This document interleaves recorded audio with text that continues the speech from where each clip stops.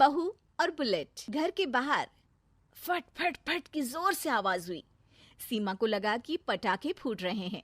वो डर के मारे घर से बाहर निकली। देखा तो सामने योगेश यानी कि पतिदेव एक बुलेट बाइक पर बैठे हैं। अरे डर गई क्या?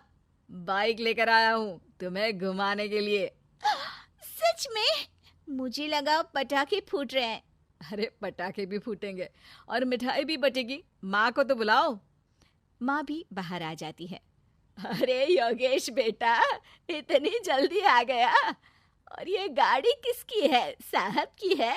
हाँ माँ, तुम्हारा बेटा साहब से कम है क्या? मेरी ही है।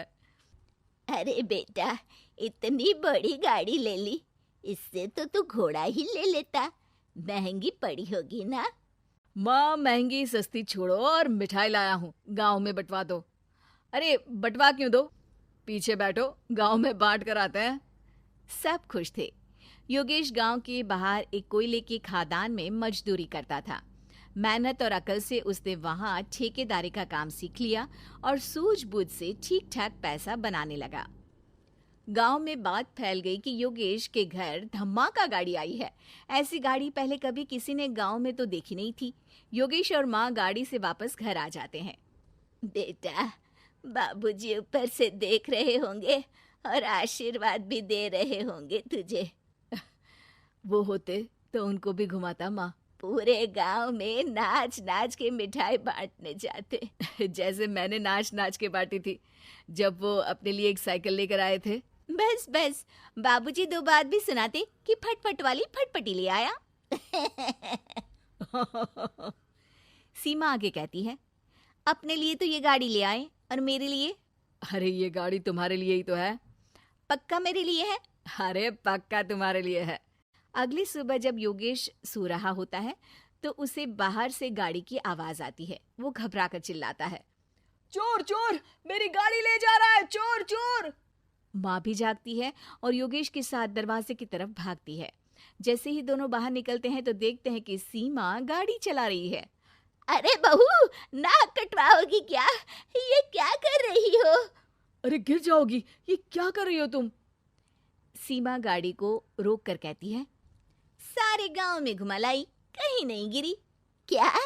सारे गांव में घुमा लाई? अरे लोग क्या कहेंगे बहू? सोचा क्या एक बार? यही कहेंगे कि कितनी अच्छी गाड़ी है। अरे तुम्हारे बारे में। हाँ, कहेंगे ना कि देखो कितनी अच्छी गाड़ी पर बैठी है। बहू गाड़ी रखकर योगेश और सासू माँ के पास जाती है। तुमने कब गाड़ी चलाना सीखा? हमारे बाबूजी के पास पुरानी स्कूटर थी, सीख ली। फिर स्कूल में एक मास्टर जी भी ऐसी ही गाड़ी लेकर आते थे, उन्होंने सिखा दी। हाँ, स्कूल के मास्टर आजकल यही सब तो सिखा रहे हैं। पढ़ाई का कुछ सिखाते तो कुछ भला होता। अरे बहू, अब गाड़ी मत चलाना। हमारे परिवार में कभी किसी औरत ने पीछे से आगे की सीट पे आने की हिम्मत नहीं की है।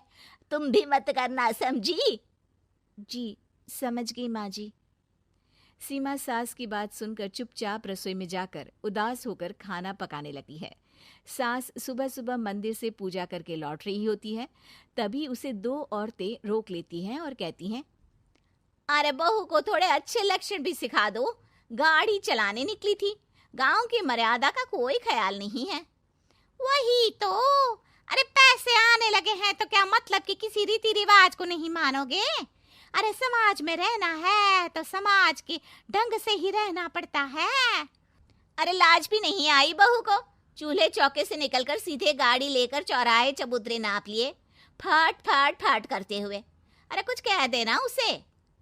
अरे ये क्या कहेगी? बूढ़ी सास है, इनकी थोड़ी ना चलती होगी घर में। हाँ, बहू की ही चलती होगी, मर्जी भी और गाड़ी भी। सास सब सुनकर घर आती है और बहू को चिल्ला के बुलाती है, अरे नाक कटवा दी सबके सामने गाड़ी चलाकर। औरत जात गाड़ी नहीं चलाती। शहरों में तो 4 पहियों वाली गाड़ी भी चलाती हैं और हेलीकॉप्टर, हवाई जहाज भी। शहर में थोड़ी ना रहती हो मैडम साहिबा। आज के बाद गाड़ी से ही नहीं, यूं भी निकलना बंद तुम्हारा घर से। माँ सही कह रही है। कहीं भी जाना हो तो मुझे बता देना, मैं लेकर चलूंगा। आज माँ को तुम्हारे कारण कितनी बातें सुननी पड़ी। इतना कहते हुए योगेश वहां से चला जाता है। बारिश की वजह से कारखाने के रोड पर कीचड़ रहता है, इसीलिए योगेश गाड़ी घर रख कर जाता है और किसी से लिफ्ट लेकर कारखाने पहुंचता है ताकि नई गाड़ी गंदी ना हो। लेकिन शाम को इतनी तेज बारिश होती है कि उसे वापस आने का कोई साधन ही नहीं मिलता। बारिश बढ़ती जाती है, रात के 11 बज जाते हैं। रास्ते में एक नदी का ब्रिज है, अगर उस पर पानी आ गया तो योगेश कारखाने में ही फंस जाएगा। पूरी रात भूखे प्यासे बितानी पड़ेगी। घना अंधेरा, बिजली की कड़कड़ाहट और तेज बारिश। राजेश डर भी रहा था, ठंड से कांप भी रहा था। तभी उसे रोड से आती हुई एक रोशनी दिखती है। वो देखता है कि उसके सामने एक बाइक आकर खड़ी हुई है। वो ऊपर वाले को धन्यवाद देकर उस बाइक वाले आदमी की तरफ बढ़ता है, पर पास जाकर देखता है तो भौचक्का रह जाता है। सीमा, तुम यहाँ इतनी बारिश में गाड़ी पर? पहले बैठो तो, नदी ब्रिज पे आ जाएगी तो जाना मुश्किल हो जाएगा। योगेश गाड़ी के पीछे बैठता है। सीमा गाड़ी चला रही है। मैंने तो तुमको पहचाना ही नहीं। गाड़ी की आवाज तो पहचानी होगी ना। अरे पर मुझे नहीं पता था कि तुम आओगी। अच्छा किया कि तुम आ गई। माँ नहीं आने दे रही थी, पर हमेशा पति पत्नी की रक्षा थोड़ी ना करेगा, पत्नी को भी तो करनी चाहिए। योगेश को सुबह अपने किए पर पछतावा होता है। उसकी आंख में आंसू आ गए जो बारिश की बूंदों में बह गए थे।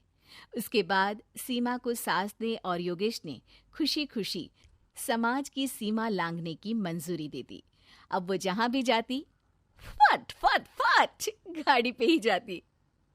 अगर आपको वीडियो पसंद आए और यह जानकारी पूर्ण लगे तो वीडियो को लाइक करें और शेयर करें या हमारे चैनल को सब्सक्राइब करें ताकि आप नए वीडियो के बारे में जान सकें। वीडियो देखने के लिए धन्यवाद।